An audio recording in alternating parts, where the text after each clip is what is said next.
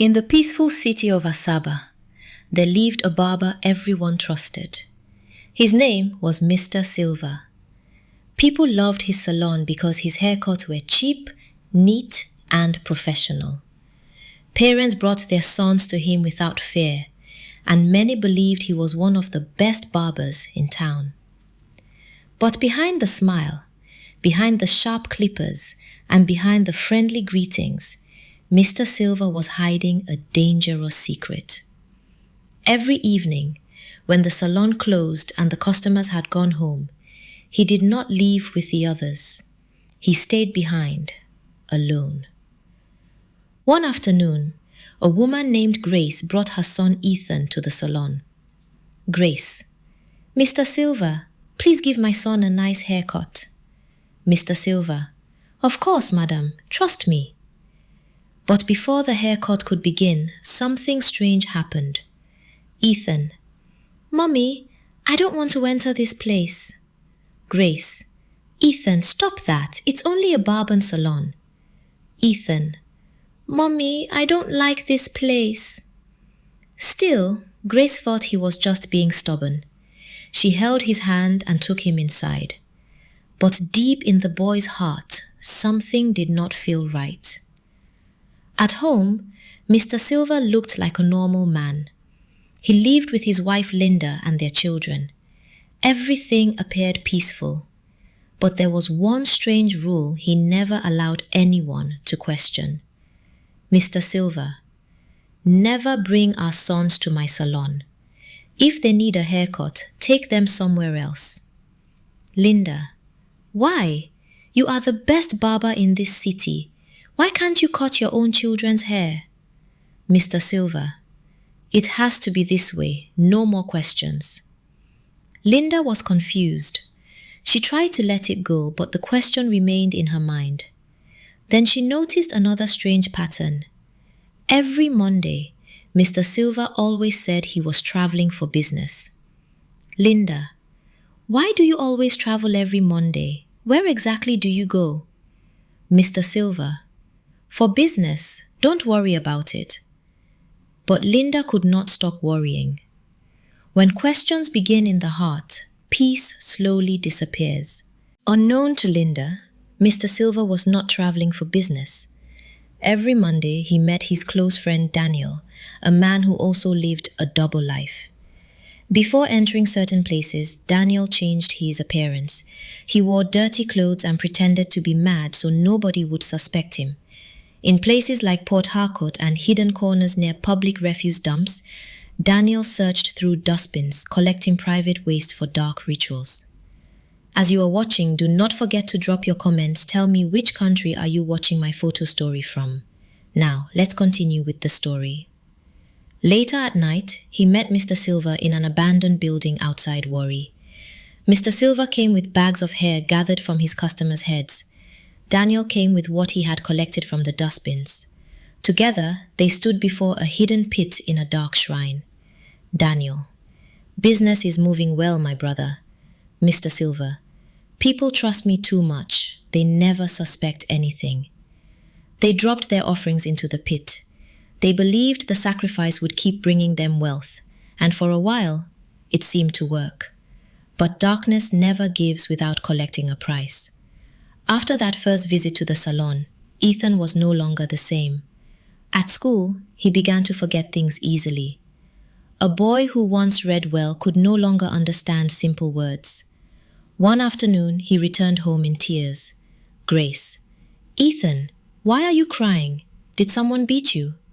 Ethan: "Mommy, I don't know what is happening to me. I can't read again.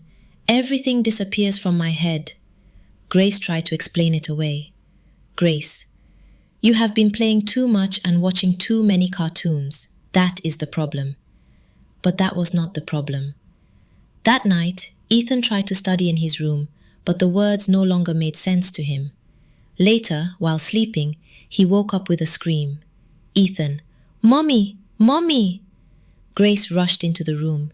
Grace: "What happened?" Ethan held her tightly, shaking with fear. Ethan: "They are calling me. They keep calling me." Grace looked around the room, but she saw nothing. Grace, there is nobody here. Go back to sleep. But the child was not lying. As Ethan's suffering increased, Linda's suspicion of her husband also grew stronger. One day, she decided to visit his salon unexpectedly. When she got there, Mr. Silver was not happy to see her. Mr. Silver, what are you doing here? I thought I told you not to come here. Linda, I wanted to see for myself what you are hiding. I thought maybe you had another woman here. Mr. Silver, did you see any woman? Go home and take care of the children. Though Linda apologized, her heart was no longer at rest. At the same time, Daniel's wife, Joy, also began to notice strange things. Every Monday, he disappeared. Every Monday, his story never changed. Every Monday, he said he was traveling for business. But one day, a woman from Abuja called Joy. Woman on phone. I need to ask you something important. I saw someone who looks exactly like your husband. He was dressed like a madman. Joy. That cannot be my husband. Still, the seed of suspicion had been planted. The truth was getting closer. A terrible mistake. One day, while Mr. Silver was away, Linda went to his salon with the children because she needed money. He was not there. Only one of his workers was around. Linda, I came to collect some money, but his phone is off. Worker, Madame, if you want, I can give the children a haircut. Linda agreed. She did not know that this simple decision would change everything. That evening, when Mr. Silver returned home, Linda spoke casually. Linda, I went to your salon today. One of your workers helped cut the children's hair. The moment he heard that, Mr. Silver froze. His face changed. Mr. Silver, you did what? Fear swallowed him immediately. He knew what Linda did not know. The hair of his own children had now entered the same offering he had been taking to the shrine. He ran outside and called Daniel. Mr. Silver, I am finished. My wife has ruined everything. That same night, the two men hurried to the shrine. There, the dark voice gave a terrifying command. You have brought your own blood into the covenant. Bring your first son. If you fail, you will die. Mr. Silver fell to the ground in terror. Now he understood too late. Evil never stops at strangers. Eventually, it comes for your own house. From that day, fear entered Mr. Silver's home. His children changed. Their peace vanished. Strange things began to happen at night. One afternoon, Linda found dirty, torn clothes hidden in her husband's bag. Linda, what are these? These look like madman's clothes. Mr. Silver, they are not mine. Maybe I carried the wrong bag. But Linda was no longer convinced. At the same time, Joy finally saw Daniel with her own eyes in disguise. What had been denied was now standing in plain sight. The two wives realized the painful truth. Their husbands had been living double lives. Both homes were breaking apart.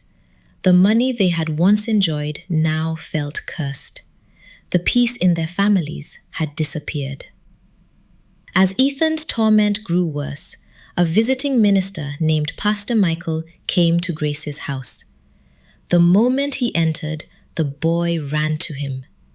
Ethan, Uncle, please help me. They are calling me. They say I belong to them. Pastor Michael became serious.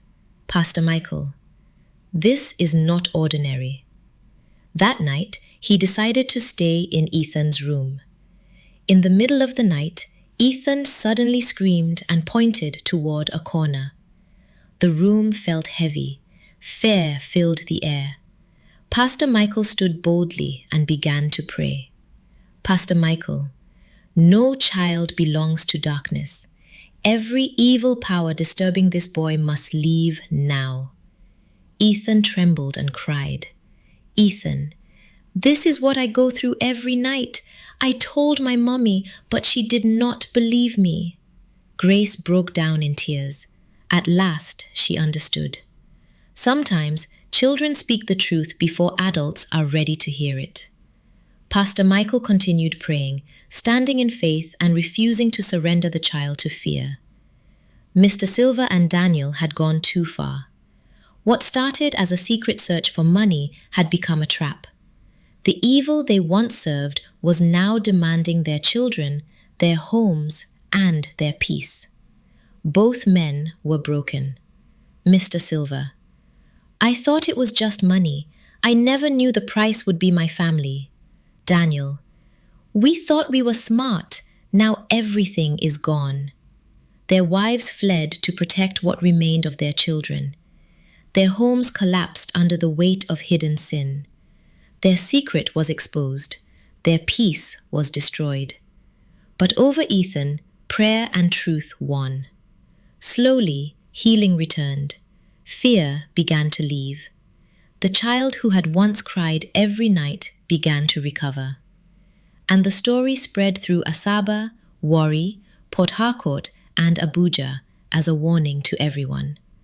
No wealth gained through darkness can ever bring true peace. What is hidden in secret will one day come to light. And when parents ignore danger, the innocent may suffer for it. When greed invites darkness into a home, even the innocent begin to suffer. Listen when a child speaks.